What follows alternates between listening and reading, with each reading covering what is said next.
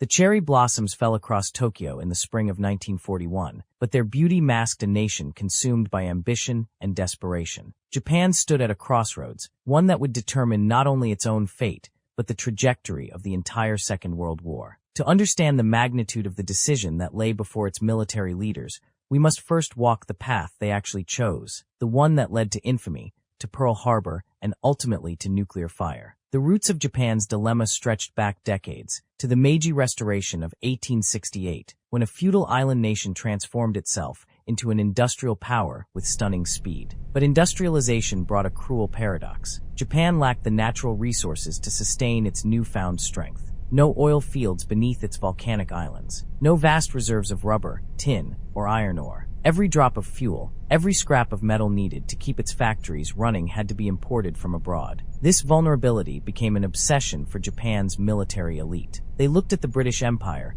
at French Indochina, at the Dutch East Indies, wealthy colonial possessions filled with the very resources Japan desperately needed. The solution seemed obvious. Japan would build its own empire, a Greater East Asia Co-Prosperity Sphere, as they called it, a beautiful name for naked conquest. The invasion of Manchuria in 1931 was just the beginning. China followed in 1937, and with it came the infamous rape of Nanking, where Japanese soldiers murdered hundreds of thousands of Chinese civilians in an orgy of violence that shocked the world. But China was vast, and its resistance fierce. The war there became a quagmire, bleeding Japan of men and resources with no end in sight. By 1940, the situation had grown desperate. Japan's war machine consumed 12,000 tons of oil every day, but it could only produce 2,000 domestically. The United States supplied most of the difference. 80% of Japan's oil came from American wells. President Franklin Roosevelt watched Japan's aggression with growing alarm. In July 1940, he imposed an embargo on aviation fuel and high-grade scrap metal. It was a warning shot. Japan's response was to push harder. In September 1940, Japanese forces moved into northern French Indochina, taking advantage of France's defeat by Nazi Germany. The Vichy government, a German puppet,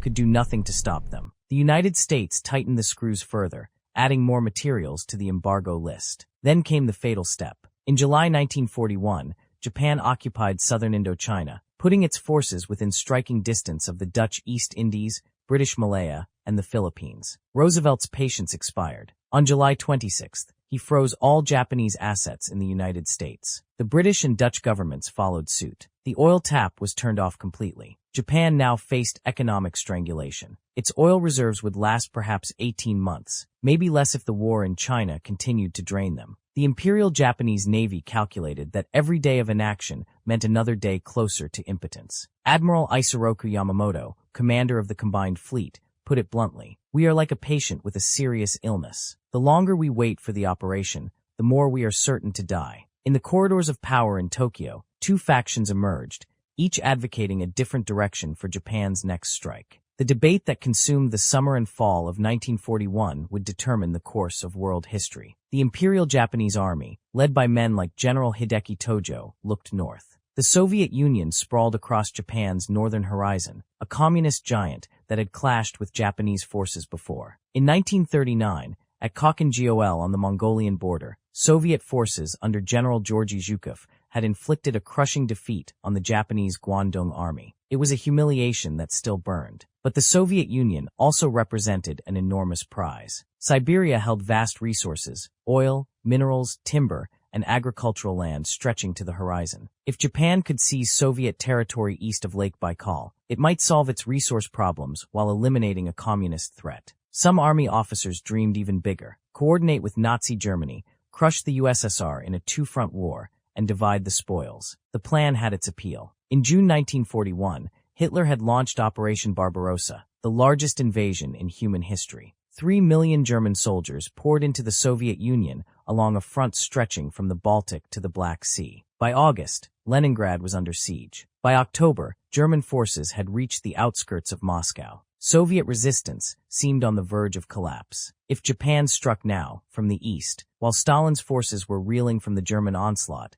the communist state might shatter completely. But the Imperial Japanese Navy saw things differently. Admiral Yamamoto and his staff looked south, not north. The oil fields of the Dutch East Indies beckoned like a siren's call. They produced 60 million barrels annually, enough to sate Japan's thirst, and then some. British Malaya held rubber plantations and tin mines. The Philippines, if left in American hands, would threaten any Japanese advance southward like a dagger pointed at Japan's throat. The Navy's argument was compelling in its logic. The resources Japan needed lay in Southeast Asia, not in the frozen wastes of Siberia. But there was a problem. Any move south would bring Japan into direct conflict with the United States, and the Americans possessed industrial might that dwarfed Japan's capacity. The U.S. produced 5 times more steel, 7 times more coal, and had an oil output 80 times greater than Japan's domestic production. Yamamoto understood this disparity better than anyone. He had studied at Harvard, served as a naval attaché in Washington,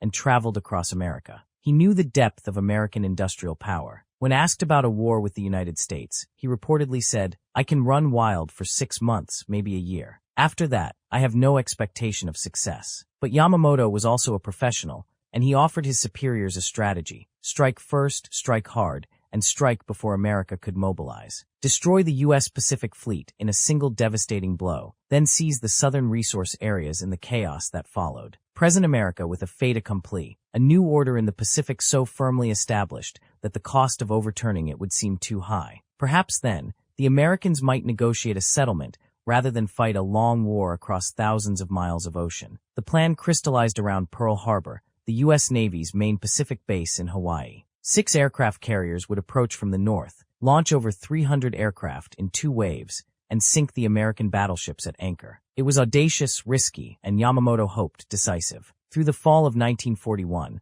the debate raged in Tokyo. Army officers argued for the northern option, pointing to German victories and the weakness of Soviet forces in the Far East. Navy officers insisted the South was the only logical choice, the only path to securing the resources Japan needed to survive. General Tojo, who became Prime Minister in October, ultimately sided with the Navy. The decision wasn't made lightly. The Japanese knew an attack on American territory meant a war they might not win. But the alternative, backing down, withdrawing from China, accepting subordination to Western powers, was unthinkable to the men who controlled Japan's destiny. National honor, they believed, left them no choice. Emperor Hirohito gave his approval for war on December 1, 1941. The die was cast. On the morning of December 7th, December 8th west of the international date line, the first wave of Japanese aircraft appeared over Pearl Harbor. Torpedo bombers skimmed low across the water. Dive bombers screamed down from above. Within 2 hours, 4 American battleships lay on the bottom of the harbor. 4 more were damaged. Nearly 200 aircraft were destroyed, and 2,400 Americans were dead. Admiral Yamamoto had achieved tactical surprise beyond his wildest expectations. But strategic success eluded him. The American aircraft carriers, the most valuable targets, were at sea and escaped unscathed. And Yamamoto had made a critical miscalculation about the American character. The attack didn't break American will. It forged it like steel in a furnace. President Roosevelt called it a date which will live in infamy. Congress declared war with only 1 dissenting vote. America's industrial machine, the greatest the world had ever seen, pivoted to war production. Within 4 years, the United States would build more aircraft carriers than Japan had built in its entire history. The fate of the Empire of the Rising Sun was sealed the moment the first bomb fell on Pearl Harbor, though it would take 4 more years and 2 atomic weapons to force acceptance of that reality. But this is the timeline that was. The path actually walked, the history we know. Yet in that crucial summer and fall of 1941, when Japanese leaders debated their next move, another path existed, another choice, one that would have changed everything. The meeting took place on September 6, 1941, in the presence of Emperor Hirohito himself. The Imperial Conference Chamber was austere, befitting the gravity of the decisions made within its walls. General Hideki Tojo sat across from Admiral Osami Nagano, chief of the Naval General Staff. Between them lay 2 paths to war, and Japan's future hung in the balance. But in this timeline, the scales tipped differently. Admiral Yamamoto's plan for Pearl Harbor faced unexpected opposition from an unlikely source. Intelligence reports that changed the strategic calculus. Throughout August, Japanese military intelligence had been intercepting and decoding Soviet communications from the Far East. What they discovered was startling. Stalin had begun withdrawing his most experienced divisions from Siberia and sending them west to face the German onslaught. Richard Sorge, a German journalist in Tokyo who was secretly working for Soviet intelligence, had assured Stalin that Japan would strike south, not north. Based on this information, Stalin took an enormous gamble. He pulled elite units from the Soviet Far Eastern Command and rushed them to the defense of Moscow. By September, Japanese intelligence confirmed that Soviet strength in the east had been cut nearly in half. General Tojo seized upon this intelligence like a drowning man grasping a rope. "The Soviets have left their back door open," he told the emperor. "Their best troops are bleeding in front of Moscow. Their supplies are stretched thin across 6,000 miles. If we strike now, coordinated with German operations in the west, we can tear Siberia from Soviet control before the first snow falls." But it was another factor that proved decisive: oil. New geological surveys suggested that northern Sakhalin Island, which Japan had shared with the Soviet Union since 1925, might contain oil reserves far larger than previously believed. If Japan could seize all of Sakhalin, plus Soviet territories along the Amur River, they might secure petroleum resources without risking war with the United States. Admiral Nagano argued for the southern strategy, but his position had weakened. Intelligence indicated that Roosevelt might not declare war over Japanese actions against the Soviet Union. America and the USSR were not formal allies,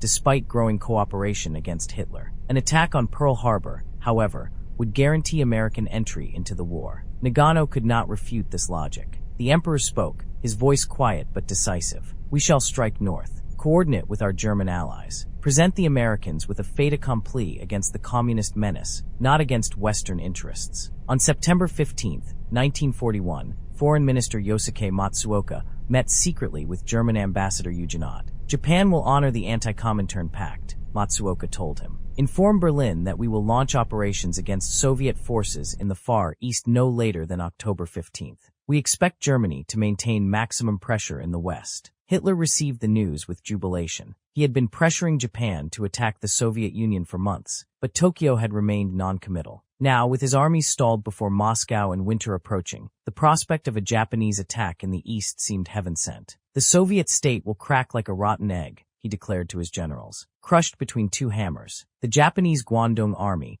reinforced to over 700,000 men, began massing along the Soviet border in Manchuria. The operation was disguised as routine maneuvers, but the scale was unprecedented. Armored divisions, artillery regiments, and air squadrons moved into position. The logistics were staggering. Ammunition, fuel, food, and winter supplies had to be stockpiled for an offensive that would push deep into Soviet territory before the Siberian winter made further advance impossible. General Yasujiro Kimura, chosen to command the offensive, understood the stakes. Unlike the jungles of Southeast Asia, Siberia offered no comfort, no margin for error. His objective was clear: seize Vladivostok, the Soviet Pacific Fleet's main base, then drive west along the Trans-Siberian Railway, cutting Stalin's lifeline to the Far East. On October 10, 1941, Japanese aircraft struck Soviet airfields across the maritime province without warning. It was the same doctrine of surprise that would have been employed at Pearl Harbor, but directed against a different enemy. Within hours, over 200 Soviet aircraft were destroyed on the ground. The Japanese achieved complete air superiority in the opening phase of the campaign. Ground forces crossed the border at dawn on October 11th. The Soviet defenders, stripped of their best units and caught off guard by the intensity of the assault, fell back in disorder. The Japanese 1st Area Army drove toward Vladivostok, while the 3rd Area Army pushed northwest toward Khabarovsk. Japanese armored columns, using tactics learned from German success in Europe, exploited breakthroughs and encircled isolated Soviet units. Within 10 days, Vladivostok was under siege. The city's defenders, cut off from resupply and pounded by Japanese artillery and aerial bombardment, held out with stubborn courage. But the outcome was not in doubt. On November 3rd, the city fell. The Soviet Pacific Fleet, bottled up in the harbor, was destroyed by air attack or scuttled by its own crews to prevent capture. Stalin received the news in Moscow with cold fury. The Japanese attack could not have come at a worse moment. German forces had reached the suburbs of Moscow. Leningrad was starving under siege. The Soviet Union was fighting for its very existence, and now it faced a two-front war. But Stalin was nothing if not ruthless in prioritizing threats. Germany, not Japan, posed the existential danger. He could not afford to divert forces from the Moscow front. Not now, not when the fate of the Soviet state hung in the balance. He ordered the Far Eastern Command to conduct a fighting withdrawal, to trade space for time, and to bleed the Japanese for every mile of frozen earth. Marshal Zhukov, informed of the Japanese offensive, while planning the defense of Moscow, reportedly smashed his fist on the table. "Those divisions from Siberia, I need them here now. They came, pulled from the Far East in the final weeks before the Japanese attack, and they would prove decisive in the Battle of Moscow. But the price was high. Soviet forces in the Far East were left to face the Japanese onslaught with whatever remained. The Japanese advance continued through November. Khabarovsk fell on November 20th. Japanese forces pushed west along the Trans-Siberian Railway, seizing supply depots and rail junctions. Winter was coming, and Okamura knew his offensive had to achieve maximum gains before the temperature dropped to 40 below zero. But the deeper the Japanese penetrated into Siberia, the more the landscape became their enemy. The distances were vast beyond comprehension. Supply lines stretched to the breaking point. Every mile forward was a mile further from the railheads in Manchuria. Soviet forces,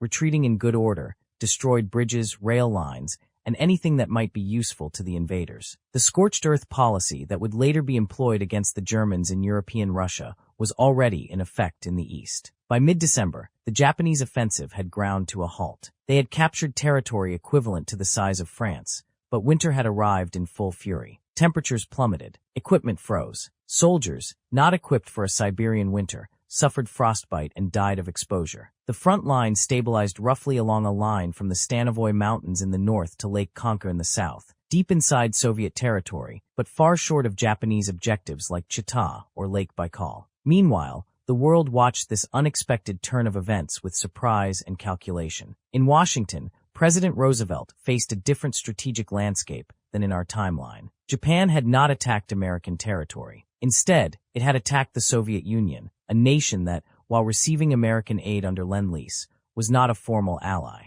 American isolationists argued loudly that Europe's wars were not America's concern, and now Asia's wars weren't either. Roosevelt, however, understood the larger picture. If Japan and Germany succeeded in dismembering the Soviet Union, they would control resources and territory that would make them virtually unbeatable. The balance of power would shift irreversibly toward the Axis. He increased aid to the Soviet Union, but American entry into the war would require something more, a direct threat to American interests or an attack on American forces. In London, Winston Churchill felt a complex mixture of relief and concern. Relief, because the Japanese attack on the Soviet Union meant British possessions in Southeast Asia were temporarily safe. Concern, because Soviet survival was essential to defeating Hitler, and now Stalin faced enemies on two fronts. Churchill pushed Roosevelt to find ways to support the USSR without triggering American entry into the war in Asia. The most significant impact was on the Eastern Front in Europe. The Siberian divisions that had helped save Moscow in our timeline had already been transferred west before the Japanese attack. But knowing that no more reinforcements would come from the east, Stalin had to be even more ruthless in his calculations. Every division, every artillery piece, every tank had to be precisely allocated. There was no strategic reserve waiting in Siberia, no safety net. The Battle of Moscow in December 1941 became, if possible, even more desperate than in our timeline. Soviet forces, reinforced by those final divisions from the Far East, counterattacked on December 5th. The German offensive stalled, then reversed. Hitler's dream of capturing Moscow before winter proved as illusory as Napoleon's had been, but the victory came at a staggering cost. In the Pacific, the absence of an attack on Pearl Harbor meant the U.S. Pacific Fleet remained intact, but also remained uncommitted. American battleships that in our timeline would have been sunk or damaged in Hawaii now continued their peacetime routines, their crews unaware of how narrowly they had escaped destruction. Japan, meanwhile, consolidated its gains in Siberia. The captured ports, including Vladivostok, provided access to Soviet resources, though extracting and transporting them through partisan-infested territory proved nearly impossible. The oil fields of Sakhalin Island, when fully surveyed, proved disappointing, useful, but not the bonanza Japanese planners had hoped for. By spring 1942, the war in the East had settled into a brutal stalemate. Japanese forces held their captured territory, but lacked the strength to push further. Soviet forces conducted constant raids and counterattacks, but could not mass sufficient strength to retake lost ground while still fighting the Germans in the West. The fighting was savage, conducted in some of the most unforgiving terrain on Earth, largely invisible to the rest of the world. Japan's gamble had bought it resources and territory, but at a terrible cost. Hundreds of thousands of troops were tied down occupying Siberia and defending against Soviet counterattacks. The war in China continued to drain resources, and the fundamental problem remained. Japan was still dependent on foreign resources, and the American embargo was still in effect. By mid-1942, With its oil reserves dwindling and no end to the war in sight, Japan faced a choice. It could attempt to negotiate a settlement with the Soviets, with China, or with the Western powers. Or it could escalate, pushing south toward the resource-rich territories of Southeast Asia, risking war with Britain and the Netherlands, and possibly the United States. The Japanese military leadership, having won significant victories against the Soviet Union but facing continued resource shortages, began to plan for a southern offensive after all. But this time, they would move with the Soviet Union already engaged, with American and British attention divided, and with a battle-hardened army experienced in large-scale operations. The alternate timeline had diverged, but it was converging again toward a wider Pacific War. The question was no longer if, but when and how. And what form that war would take would determine the fate of millions across Asia and the Pacific, and perhaps the world itself. The spring of 1942 brought cherry blossoms to Tokyo once again, but the mood in the Imperial Palace was far from serene. General Tojo reviewed reports from Siberia with mounting frustration. Japan had conquered an empire of ice and forest, but the expected treasure had proven elusive. The oil fields of Sakhalin produced barely enough to justify their capture. Soviet partisans attacked supply columns with increasing frequency. And most critically, Japan's overall oil reserves had fallen to less than 8 months of supply. The China War continued to bleed the empire. Chiang Kai-shek's forces, now receiving increased American aid through the Burma Road, showed no sign of collapse. Japanese forces were spread thin, occupying vast territories from Manchuria to the gates of Chongqing, while elite divisions remained frozen in Siberia, unable to advance or retreat without catastrophic loss of face. In Washington, Roosevelt watched these developments with calculated patience. American intelligence had intercepted Japanese communications indicating severe resource shortages. The president understood that Japan's northern adventure had bought time, but not solved the fundamental equation. Sooner or later, Tokyo would have to choose: capitulate to American demands and withdraw from China and Siberia, or strike south for the resources it desperately needed. Roosevelt prepared for the latter. Unlike in our timeline, where Pearl Harbor unified American opinion overnight, this timeline required more subtle statecraft. He positioned American forces as deterrents, moved B-17 bombers to the Philippines, and reinforced General Douglas MacArthur's command. The message to Tokyo was clear: any move south would mean war with the United States. But the message Japan received was different. They saw American forces spread thin, preparing to defend everywhere, and therefore strong nowhere. They saw Britain consumed by its war in North Africa and the Atlantic. They saw an opportunity, though narrower than before. The decision came in July 1942. Japan would strike south, but selectively, avoid American territory, seize the Dutch East Indies and British Malaya, present America with a choice: accept the new order or commit to a war that many Americans still opposed. It was a miscalculation born of desperation and wishful thinking. On August 5, 1942, Japanese forces invaded British Malaya and the Dutch East Indies simultaneously. The attack was massive, coordinated, and initially successful. Unlike the historical invasion that occurred 2 months after Pearl Harbor, this assault came with Japan's full strength committed. No losses to replace from a Pearl Harbor attack, no damaged carriers, no diverted resources. But this time, the Americans were not caught sleeping. MacArthur's forces in the Philippines, reinforced and on high alert, were not the easy target they had been in December 1941. When Japanese aircraft struck Clark Field on August 6, American fighters rose to meet them. The element of surprise, Japan's greatest advantage in our timeline, was absent. Britain, despite its commitments elsewhere, responded with fury to the invasion of its colonial possessions. Churchill had been waiting for something to pull America fully into the Pacific War, and this was it. He immediately appealed to Roosevelt, framing the Japanese invasion as part of a coordinated Axis strategy to dominate the world. Roosevelt needed no convincing. On August 8, 1942, he asked Congress for a declaration of war against Japan. The vote was not unanimous. Isolationist sentiment remained strong, and many Americans questioned why they should fight for European colonial empires. But the majority recognized that Japanese aggression threatened American interests and international order. The declaration passed. The Pacific War had begun, but 8 months later than in our timeline, and under vastly different circumstances. The naval balance was dramatically different from our history. The U.S. Pacific Fleet retained all its battleships: the Arizona, the Oklahoma, the California, vessels that in our timeline rest at the bottom of Pearl Harbor. American carrier strength remained intact. The Japanese combined fleet, having spent months supporting operations in Siberia, rather than training for carrier operations in the Pacific, was less prepared for the carrier-centric war that was about to unfold. The first major naval engagement came in September 1942 in the waters off the Philippines. Admiral Yamamoto, commanding the combined fleet,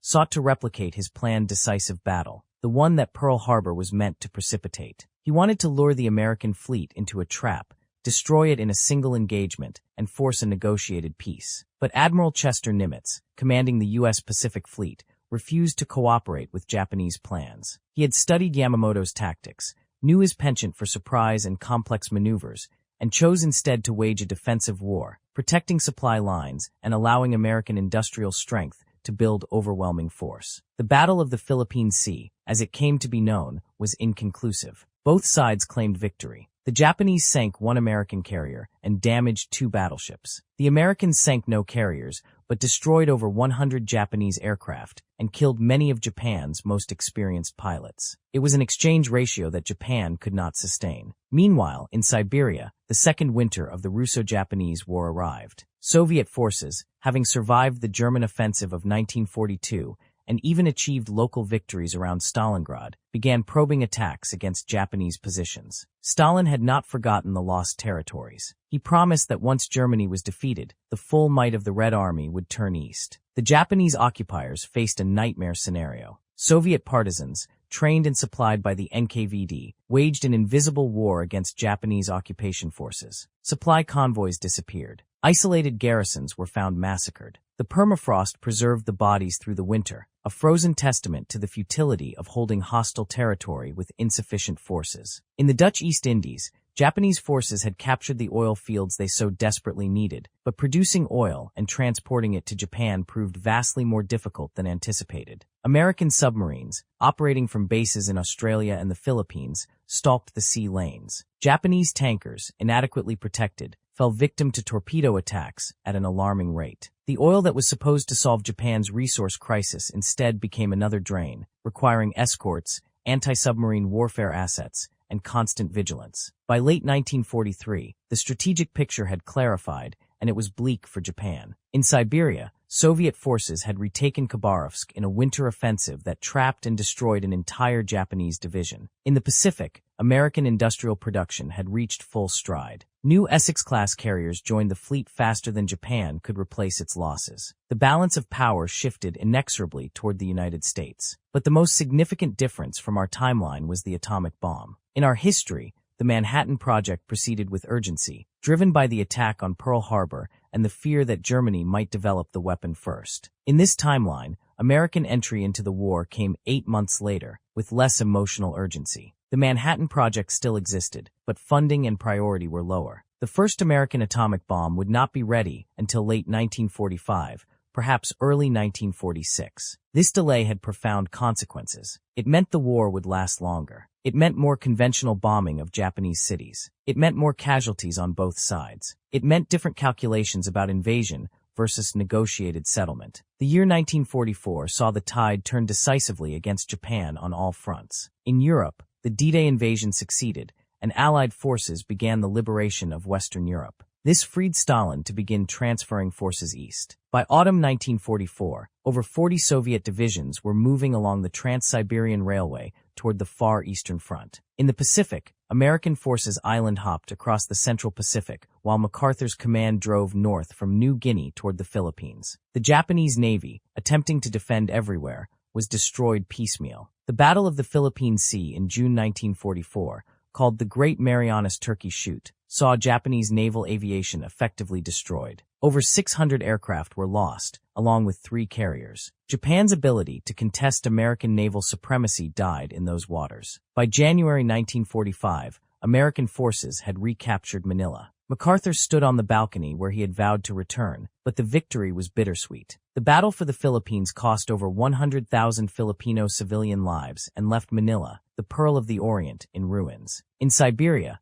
the Soviet winter offensive of 1945 was overwhelming. Stalin, with Germany defeated and resources freed, committed to crushing Japan's Continental Army. Over 1 million Soviet troops, supported by thousands of tanks and aircraft, smashed through Japanese defensive positions. The speed of the collapse stunned Tokyo. Within 6 weeks, Soviet forces had retaken all lost territory and crossed into Manchuria itself. The Japanese Guangdong Army, once the pride of the imperial forces, disintegrated. Some units fought with fanatic determination. Others, recognizing the hopelessness of their situation, surrendered en masse, something almost unthinkable in Japanese military culture. By March 1945, Soviet forces occupied Harbin and were approaching Mukden. Japan now faced the nightmare scenario: invasion from 2 directions. American forces prepared to invade the home islands from the south. Soviet forces drove toward Korea and Manchuria from the north. The dream of empire had become a death trap. In Tokyo,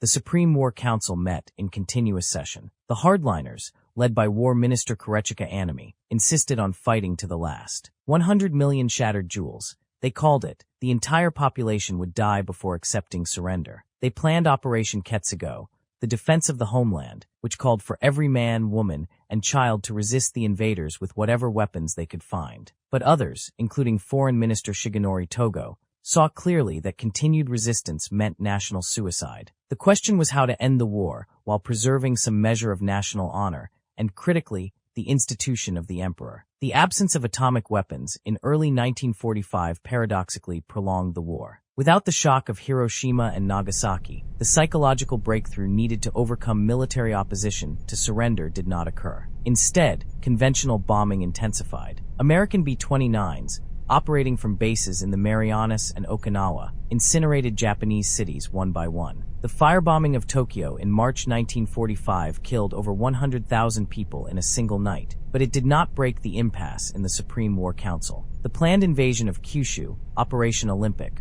was scheduled for November 1945. American planners estimated casualties could exceed 500,000. The entire enterprise filled military leaders with dread, but they saw no alternative. Japan showed no sign of surrender. Then came 2 events that changed the equation. First, in August 1945, Soviet forces invaded Korea and Manchuria in overwhelming strength. The Guangdong Army, already weakened by years of attrition, collapsed in days. Soviet mechanized columns raced south toward the Korean peninsula. The prospect of Soviet occupation of Japan's home islands terrified Tokyo's leadership more than American invasion. Second, in September 1945, the first American atomic bomb was ready. President Harry Truman, who had succeeded Roosevelt after his death in April, faced the decision his predecessor had never had to make: use this terrible new weapon or proceed with conventional invasion. Truman, after agonizing deliberation, chose to drop the bomb. But his target selection was influenced by different considerations than in our timeline.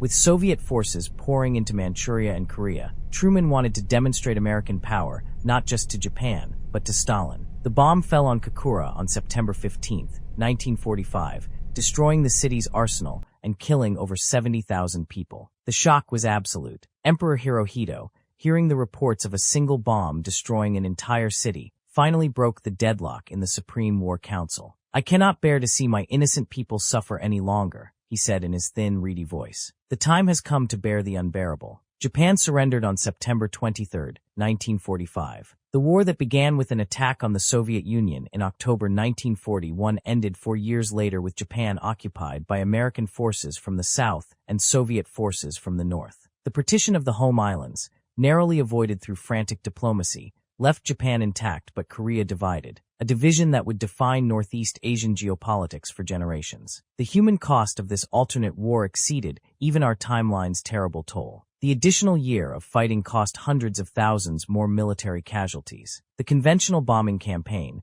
lasting months longer without atomic weapons to force immediate surrender, killed additional civilians by the hundreds of thousands. The Soviet invasion of Manchuria and Korea was more brutal than the historical version, with widespread atrocities against Japanese civilians and soldiers. The geopolitical consequences rippled through history. The Soviet Union, having fought Japan actively for 4 years rather than entering the war in its final week, demanded and received a greater voice in the occupation of Japan. The partition of Korea followed almost the same lines as in our timeline, but Soviet influence in Northeast Asia was stronger, having paid a higher price in blood for victory. China's civil war played out differently. The Japanese Guangdong Army, ground down by years of combat with Soviet forces, was unable to maintain control of Manchuria as long as in our timeline. Soviet forces delivered captured Japanese weapons to Mao Zedong's communists, who used them to devastating effect against Chiang Kai-shek's nationalists. The Chinese Civil War still ended in communist victory, but the path there was shorter and more decisive. For the United States,